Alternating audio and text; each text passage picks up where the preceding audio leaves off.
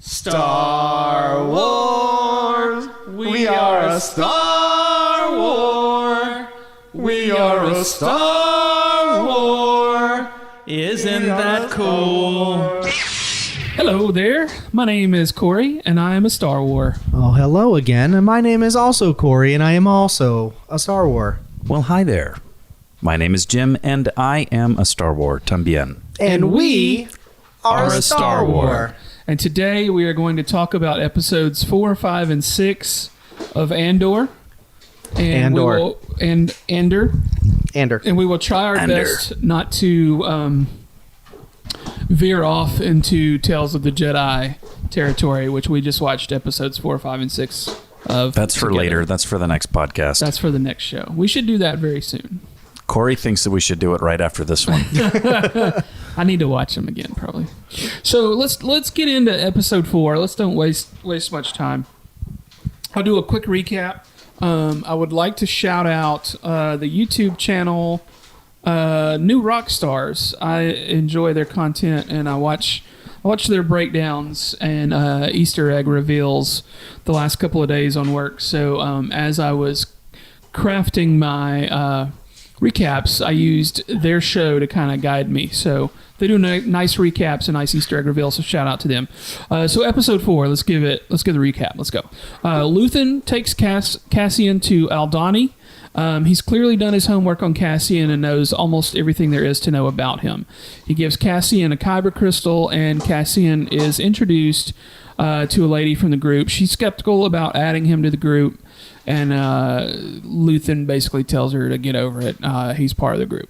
So cut to Cyril Karn and the others that were trying to bust Cassian in the first episodes. The three of them get fired on their from their jobs because they shouldn't have been doing some shit. They thought they were going to do something awesome. They thought they were doing the right thing. That's right. So then we see Dinder Miro. She realizes that the box that is missing is from her sector. That's the box that Cassian had. And I just want to comment and say her saddle pants are amazing. Roomy. There's a lot of room in there. They're very roomy. Okay. And then Cassian meets the rest of the group. Cyril returns to his mother's home. And this story goes on and on and on, and I really hope there's some sort of payoff happening there. Mon Mothma shows up at Luthen's shop, and she said that she has found someone to help them in their cause, and we realize that, Luthen's got this whole other sort of thing happening. And we thought he was just out there flying around, but he's centrally based somewhere, apparently, and helping some shit out with Mon Mothma and them.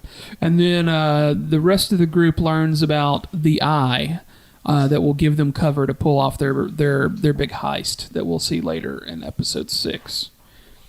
So is there anything in particular you guys want to talk about from this episode? Other than that one lady's pants? You know what I'm talking about, right?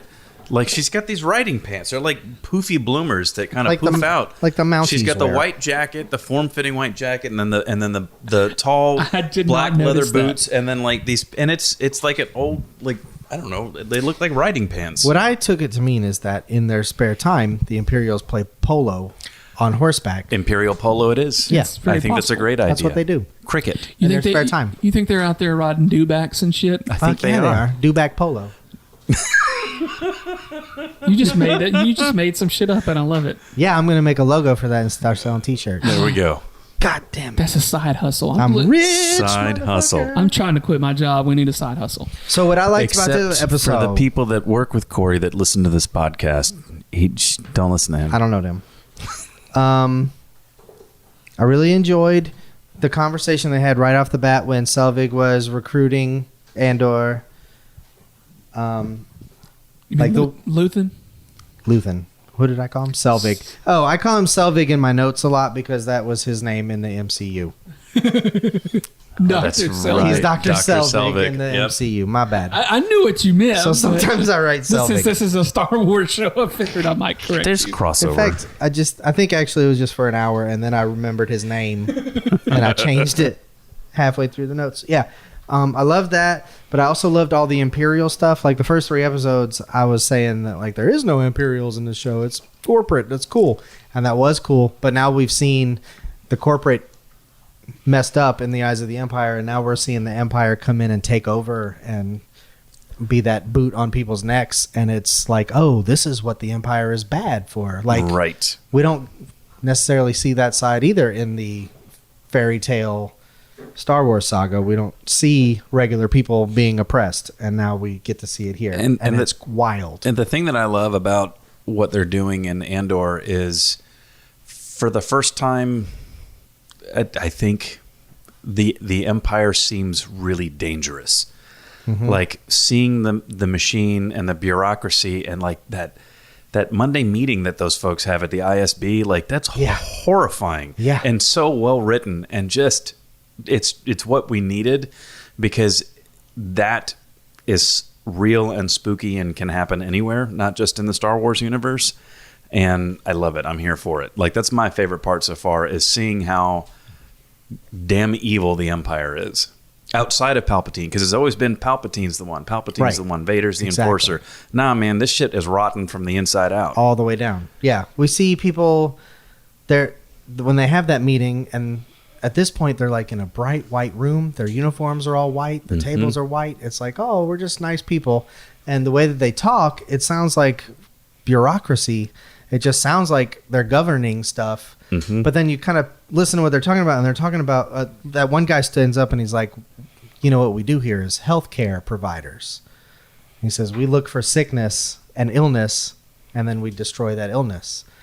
And it's like, okay, so that's like from their side of the thing. Mm-hmm. That's how they see their place in the universe, is we're just creating peace. But the way they create peace is quashing rebellion and free thought and murder and terror.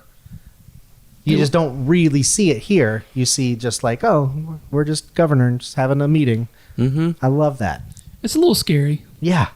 Because it also, you immediately think like, that looks like Kushner. That guy looks like... There's Ivanka over there. Yeah.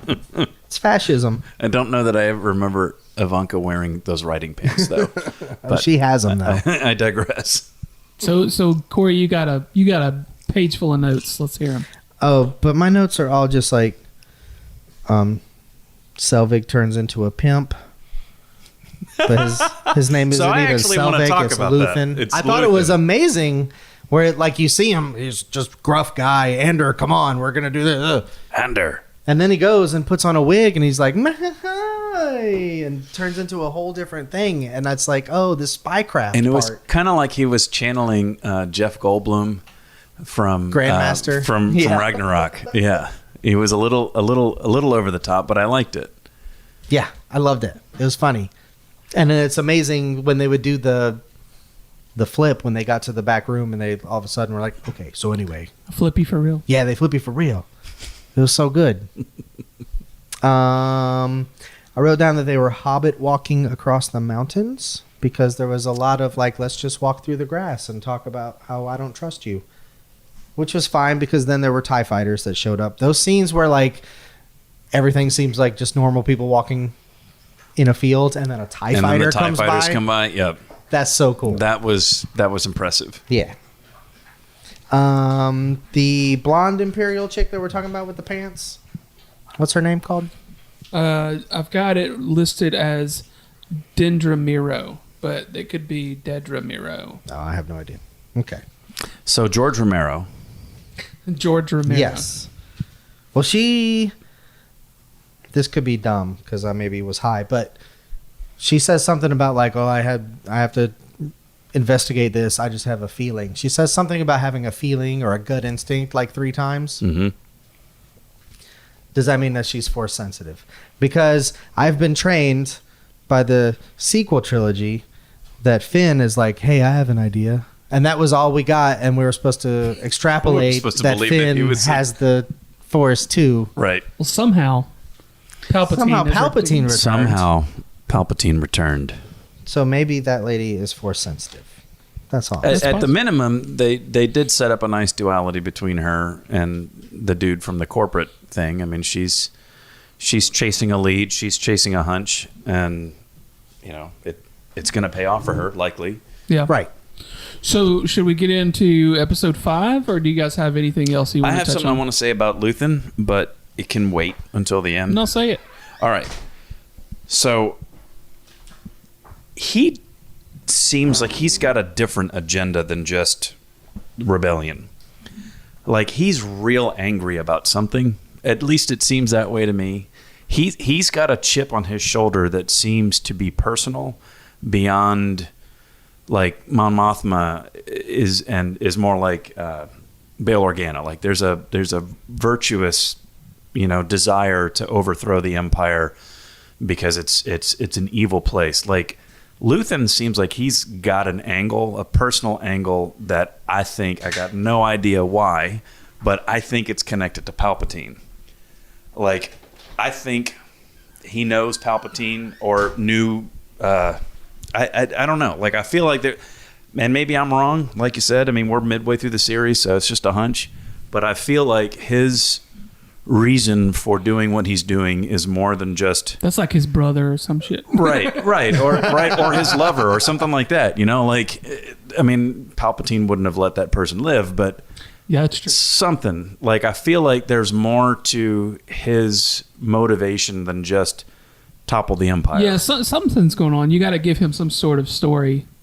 I think right. I think we're going to learn more about him and his motivation. The amount of work that he had clearly done to put this rebel group together, and he's really good at it.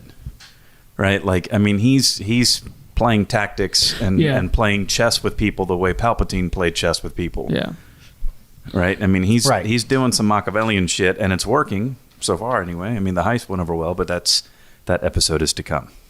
Right. Well, let's get into episode 5. This one was called The Axe Forgets. We'll get into that just a little bit before we get into the show. So, Skeen, the character, who we'll just call, he's the guy from The Bear. He's Richie from The Bear, if you saw The Bear. He's having a conversation with Cassian at one point in the show, and he says that the axe forgets, but the tree remembers. And so this implies that the oppressors forget their crimes, but the wounded do not forget, right? So the show starts off with Cyril and his mom talking, and it's obviously Cyril Karn is a victim of Cassian and what Cassian did in the first 3 episodes. Karn loses his job, et cetera, but we know Cassian has been a victim in his life as well, with the way he was brought up and such. So the show starts with Cyril and his mom, and this is just driving me fucking insane, and I really hope there's a payoff there. And then Cassian finds Skeen going through his stuff one morning when he wakes up. We see a big conversation between Nemik and Skeen and Cassian one morning around a fire, and we learn quite a bit about Nemik there. He's the young guy in the group. And then Lieutenant Gorn or Gorin, I can never figure out exactly how they're pronouncing it. There's a big scene with him arriving at the temple and checking things out. That the temple is where all the pilgrims will go to see the big finale in episode 6. And then we see the rebels practicing marching. Cassian points out where everyone should stand based on their hand preference, like who's left-handed, who's right-handed, which I thought was pretty slick. Like, you should stand on this side because you're left-handed. And that was kind of his way of establishing his bona fides to the group, because it was a good idea. Right. Yeah, it was legit. And then Skeen tries to take the Kyber crystal from Cassian. Cassian says that he's just there for the money, which Jim said was... I think that's the scene you were talking about before we started recording. Skeen later tells Cassian about his brother and their farm and why his brother killed himself. Supposedly, the Empire had flooded the valley, wiped out their farm. His brother decided to off himself in the process. And the 2 women of the group split off. He didn't want to deal with the insurance claim. Right. Something. So the 2 women of the group split off. They're on like a little separate side quest, if it were. And then wink wink, one of the Easter eggs in the show that shout out to new rock stars on YouTube that they pointed out on Luthen's shelf at one point in his shop, we see the Sankara stones from Temple of Doom in the background, and then there's also a block of carbonite that has Indiana Jones's whip and the idol. And I'm pretty sure behind the block of carbonite is a coffee mug that says "I'm Kaiser Sose." And world's best boss. So what do y'all think? Episode 5, where this was a nice 3-episode arc, and there's a lot that kind of goes on here in episode 5. Corey, what you got on them notes? Well, this episode was the setup for the heist. So Yes. we learn his mission is the heist in the last episode. This episode, it's just setting up the team, feeling each other out, everybody finding. My favorite part was when Skeen and him are talking about like his tattoos and all that, and he's like, "Oh, I was in this," and it sounded like they were talking a lot like boys' homes and kind of that kind of juvenile prison sort of stuff. Gotcha. That's what it sounded, because one of them, he said, I was there from 13 to 16 or something. So it's like it just, to me, it gave like a window, and again, another window into what it's like to be alive, to be a kid on a planet who the Empire comes and wipes it out, so they stick you in an institution somewhere, and then you turn into a criminal. And to kind of dive off of that point, even though I know you don't care for the story arc that's going along with dude and his mom, what's his name? Karn and his mom Korn. Kark. It's Kark. Is that her name? His name is Kark. Kark has mommy issues, is what I wrote down. Karn. Karn? I think it's Karn. Well, that dude. On the other page, it was Karn. Now it's Kark. So if you think about how utterly oppressive it is to live with her, right? If you allow yourself to empathize with his position, it's horrible, right? Like, they live on Coruscant, right? But they're not moneyed per se. They don't live on the basement levels. They live high enough that they can see the sky. But like, it's. But I think it was very obvious in the last episode when he got home. It's like you see him land on Coruscant, which you're like, oh, this is so awesome and cool and futuristic. But then he gets in an elevator, and it does get very. It does dark. go down. You're right. It does get dark. Very dark by the time he gets home, and You're it's right. like, oh, he's not. Right, but He's not Jedi Temple level. They're grasping at greatness. Yes, and he was grasping at greatness in the first episode when they introduce his character, and he's trying to outshine his boss and solve the crime. And now, she's grasping at greatness too. She's trying to live through him and make sure, like, you need to be successful, so we're successful. And to me, that just shows another perspective of the oppression of the Empire. But I think that same kind of angling would have been like, she clearly was living in that mid-story, mid-tower condo during the Republic too. Mm-hmm. And that's like getting back to Luthen. Who was Luthen in the Republic? He didn't just spring out of nowhere. He lost something and is real pissed off about it. And so, like, yes, I do hope that there's more to come from that story arc, and we are going to kind of get that in 7 and 8. But to me, that was there to show another layer of just the oppression of the Empire, and just there's just too many people. Bill Burr was right. 85% of them got to go. Bill Burr was a little more aggressive than Thanos, but I digress. That's the point of the podcast. Dwight Schrute said we need we need another plague. Yes. Be careful, Dwight. We got one. Yeah, I mean, we literally almost got one we did get one a couple of years ago, but so yeah, you got more notes on 5? No.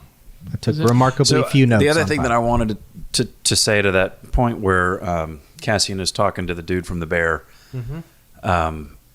the whole line about, I'm here to win and go home, the way he says it in that moment was just so simple and clean, and it made me think of when you think about A New Hope, and you think about the hero's journey, and like just the cleanliness of Luke's arc in that movie, and they blow up the Death Star, and they go home, and they get a medal at the end of the day, and it's just so mythological and fun and just so clean.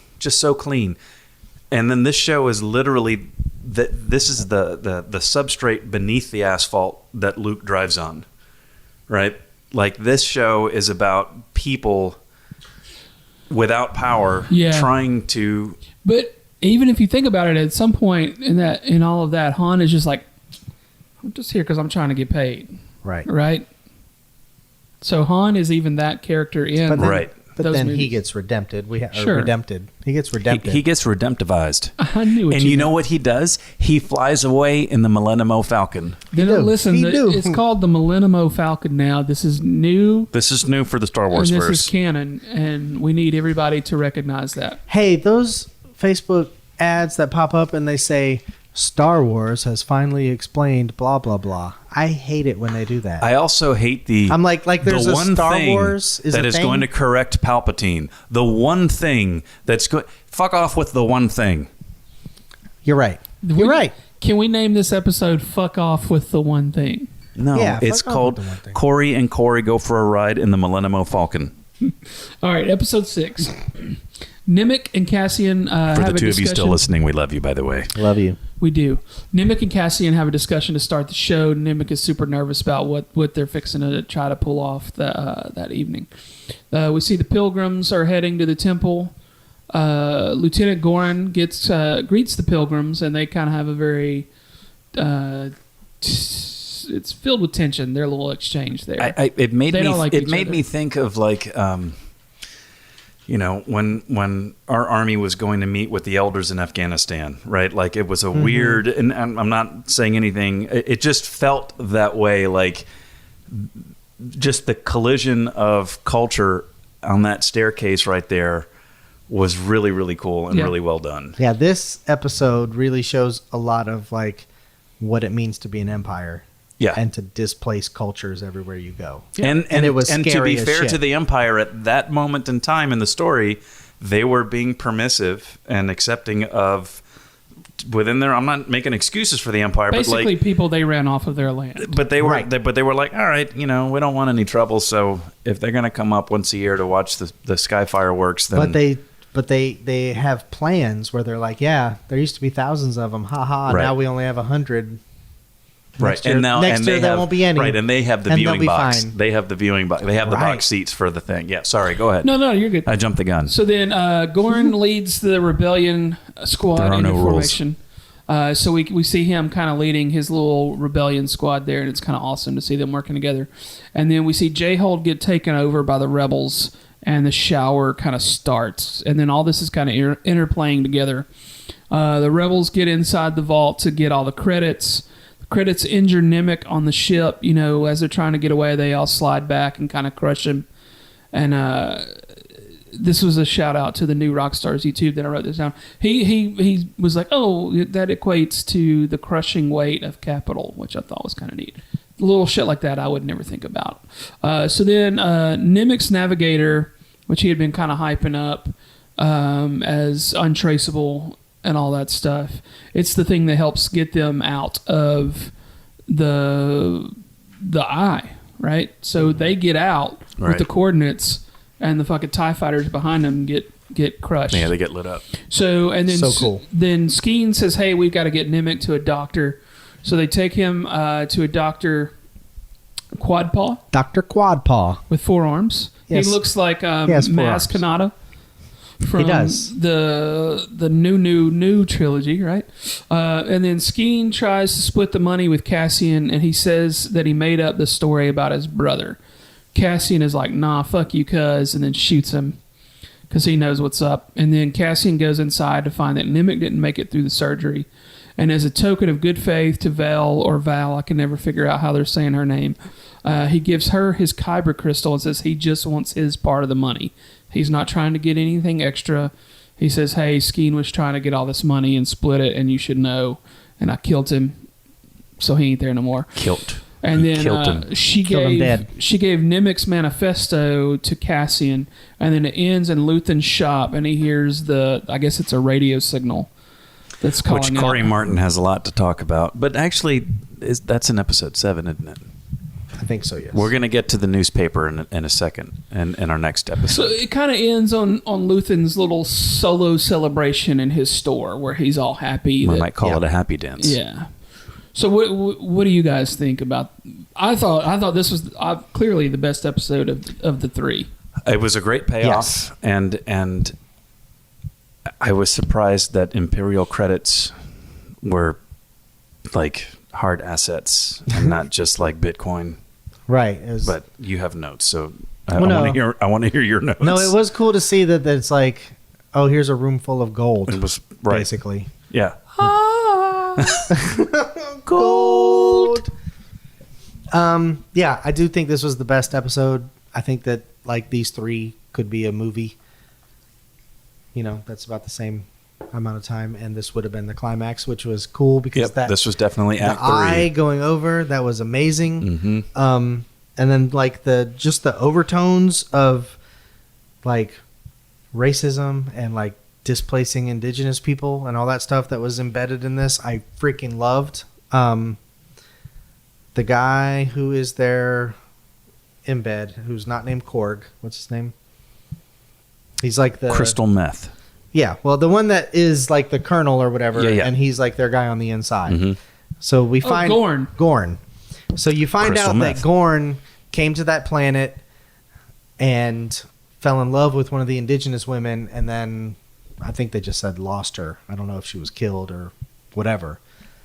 But then, like, I didn't pick up on that the first time I watched it, and I saw it the second time, and then he has all these encounters where he's talking to different people, and the guy's like, oh yeah, they're coming, you can smell them, right? Like, they're all talking like in the worst, like, racist ways about the people who live in this sacred valley. Whose planet that they're on. Yeah, who they're like engineering on how to eradicate.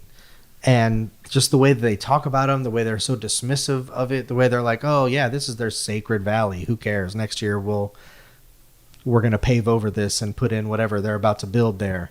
And they're happy with their little reservation that we gave them down at the other end of the mountain. Like, it's so like sickening to see it happening, because you're like, that's kind of what happened here. Like, it sucks, and I hate it. And it was really well done.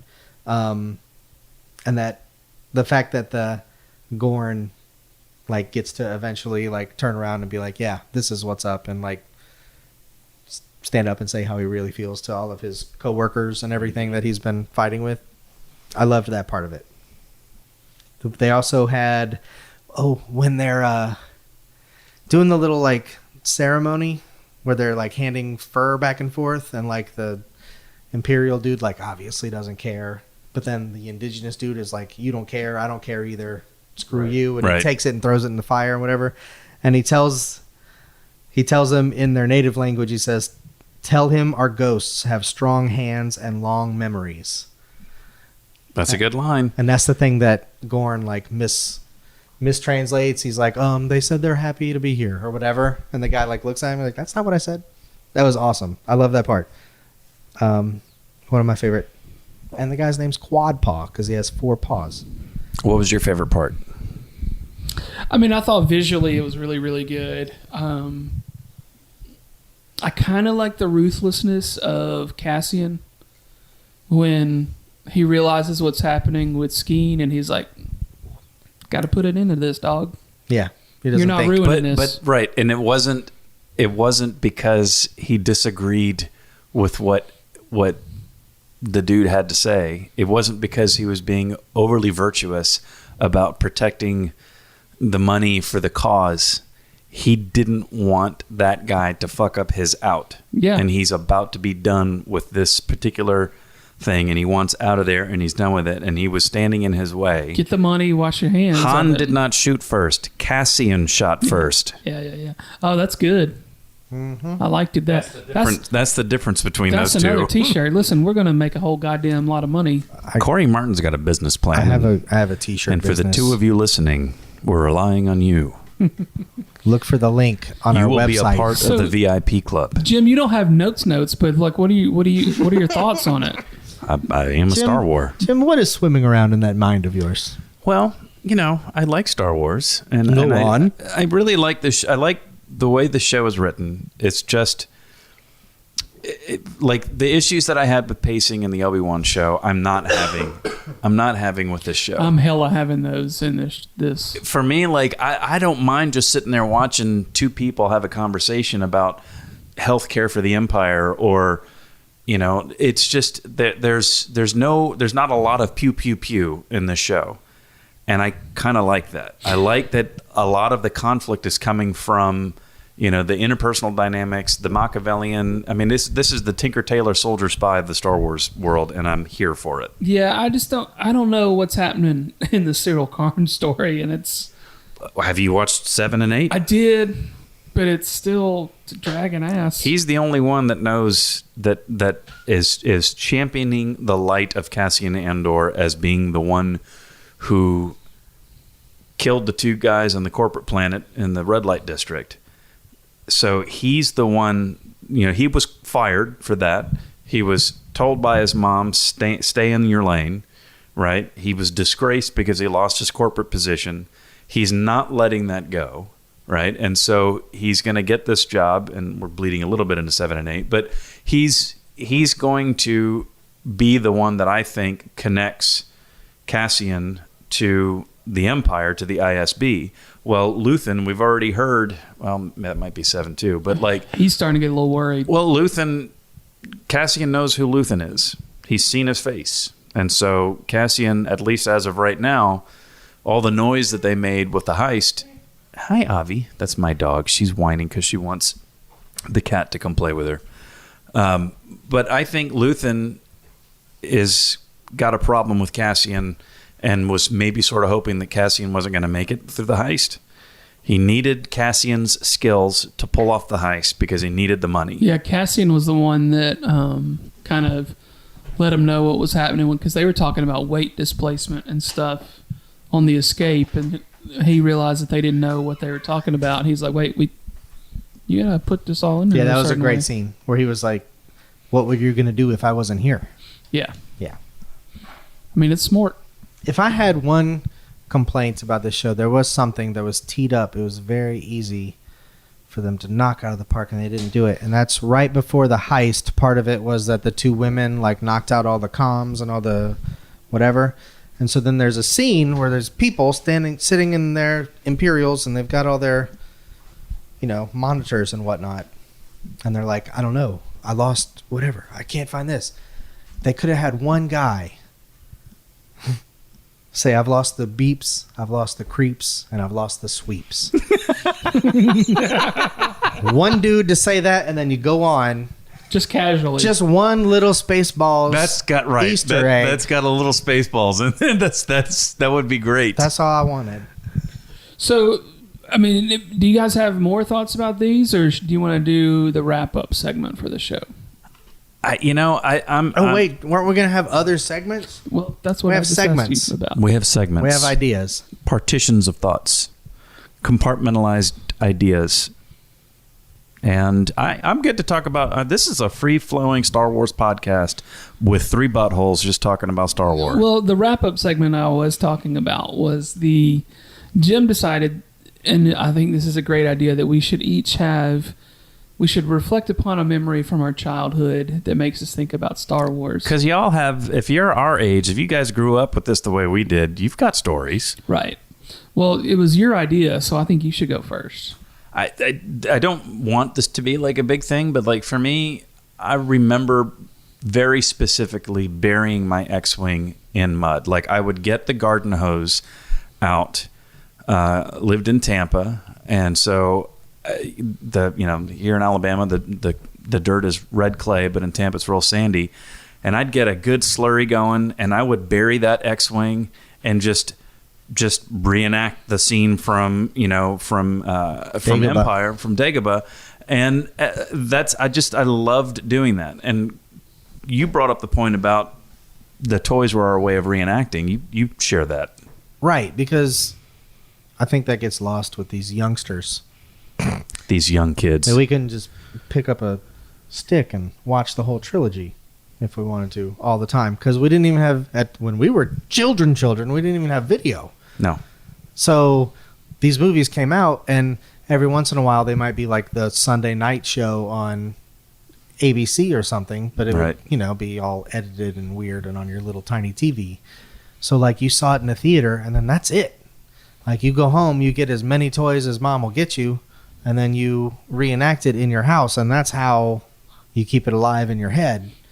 because you didn't have a DVD to watch. You didn't have streaming. Right. You didn't have any of it. You went outside, you got the garden hose, and you buried your X-Wing, and you reenacted your favorite scenes from the movie. What about you? What's one for you? So one that I think is fairly entertaining, and I want to shout out my old buddy Willie Lyons, who I grew up with, went to Powell, and then all the way through college. Willie and I met in kindergarten, and we were both huge Star Wars fans. And I don't know if it was for the fact that we didn't want to bring our figures to school or what, but we would take on the back of the Star Wars figure card, right? They had a pictures of all of the figures that were available in the series, and they were tiny, tiny, tiny pictures. We would take those cards and cut those out and make little scenes on the playground at school with those little tiny. See, that's tiny awesome. Pictures. That's amazing. That's awesome. And as long as I've known you, I've never heard that before. You're full of shit. I swear to God, I've never heard that. For real? I promise. Now, we've had a couple of drinks in our 27 years of knowing each other, so there's a good chance I've forgotten. That was a good one. Shout out Willie Lyons. When we were in high school, we ended up in art class again together. We weren't like close buddies at that time, but like elementary school, Willie and I were fucking close, man. And so we got into high school and we were in art class, and like I had kind of gotten away from Star Wars and all that stuff because I was into music and I was like just trying to be a fucking rock star. And Willie always painted goddamn Star Wars scenes, and he was just always making these original scenes with like X-wings and TIE fighters and shit. And do you know where Willie is now? He's somewhere in the Shoals. Yeah, we're Facebook friends. I was going to say, is Willie working for like Lucasfilms now? I don't know. Willie's we're Facebook friends, and he posts about Star Wars still quite frequently. Well, that's good. That's good. Yeah, it's awesome. Shout out Willie Lyons. Way to go, Willie. Nice. Yeah. All right, how about you, Sideburns? I have a thing. I have an older brother who was born in 1970, Travis. So he's 7 when the first one comes out. Which is a great age. So it's a perfect age. So he's a big Star Wars guy too. And so when I was a kid, my big brother had the better Star Wars toys than me. Like he had the Hoth playset, and I may have had. Ooh la la. Yeah. And I may have had a couple of toys, and maybe I don't know if I even had a vehicle for Star Wars. No, that's not true. I had the Snowspeeder. But I can remember he had the Hoth playset, and it was like a big white thing with like all these little paths you walk through the snow. And so one year we got like a new television, and when we took it out of the box, and it had those big white pieces of styrofoam. Oh yes. So I made my own little Hoth. That's the move. Playset. Yes, Heck yes. That's what you do. I remember using styrofoam to do similar things, and that piece of styrofoam, I had it for years. Like that was my favorite Star Wars toy, and it was a piece of garbage. You know what? The Earth still has that piece of styrofoam it's still somewhere, and it still has my little guy's footprints in it. That's really cool. So yeah, that was. I mean, I was just thinking, like, you know, we as a Star Wars fan. We're living in the golden age. Love them or hate them, you know, whatever the issues are. It's just really great that we've got new Star Wars stories. But, like, we have our own memories. Like, there's a reason why we're watching this shit as a bunch of 40-year-olds. It's connected very strongly to our childhood. And I got 1,000 different stories about toys and you know, making lightsabers out of cardboard tubes, just like everybody else does. Remind me, I've got a lightsaber story about my brother and I. Let's save that for the next one, but because I'll forget. But y'all remind me. That's my next story. So the two of you that are listening, please remind Corey to tell us the story about lightsabers and his brother.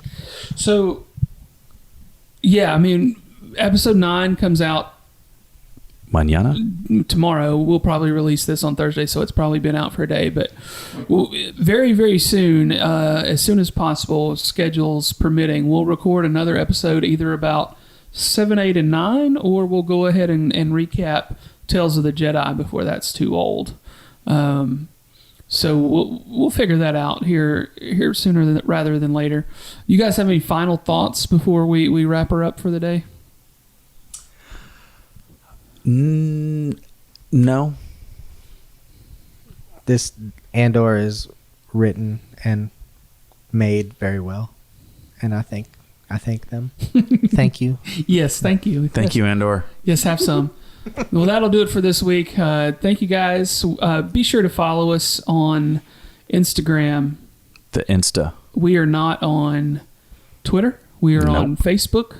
You can follow us. Just look up on Instagram. We are a Star War. And I think maybe, and I'm just springing this on these two right now, but I think maybe that might be the place where we ask you guys, our audience, which T-shirt design we should do first. Holy. Yeah. Yeah. Yeah.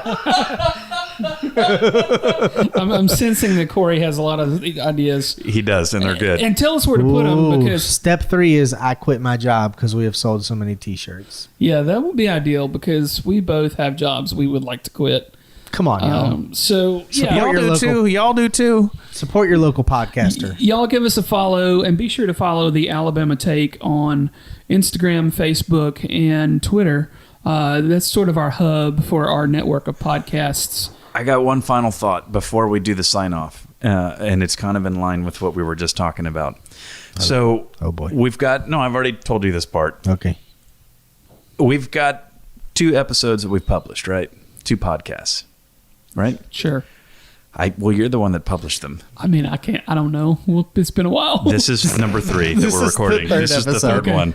This is the Return of the Jedi of our series. Hey! Oh. So the first, I got the green saber, bitch. so yes, you do. So the first episode, we got more listeners than we thought we would. Well, one of those listeners was Susanna's dad. And Shout out Randy. shout out to Randy. Yo, Randy. So Susanna tells me last night. So my dad listened to the podcast, and the first thing I said was, "Oh no!" And she says he listened to it, and then he told me, "I don't think that's going to be very profitable for them." Listen, And Randy, you're probably right. That's not the goal. The goal is for the 3 of us to get together and to make time to spend some time together and talk about Star Wars and share that with people. But you are probably very correct. Yeah. It's not going to stop us from trying. I think that's our first review. I think that is. Randy is not That's our first probably review. right. He is totally right. Yeah, he's totally right. This is the thing. We're just 3 buttholes talking about Star Wars. Just 3 buttholes. Just 3 buttholes. This is a live action group chat. This is 100% a live action group chat. The episode recaps are for y'all because we do that without the recaps. But other than that, this is what the text thread sounds like. Yeah. So I mean, look, I ain't mad at it. He's right. No, but I mean, I still think the T-shirt idea is pretty cool. I mean, I'll buy one. Oh, Yeah, I'm for it. it's a T-shirt empire T-shirt that I empire. am building. Well, we would appreciate the follows Yes. on Instagram and Facebook, and be sure to leave us Apple Podcast reviews. I think I've been told that's one of the best ways you can support a podcast, is because I'll tell Randy to go leave his review. I mean, leave a positive review. Write it down, Randy. So Well, that- I mean, he still enjoyed it, but Let them see it. I enjoyed it, but I don't think it'll be profitable. I don't think this is going to be very profitable for them. Signed, Randy. Well, thanks, you guys, and we hope to be back with you sooner rather than later for another episode of We Are a Star Wars. Star Wars. We are a Star War. We are a Star War. Isn't that cool?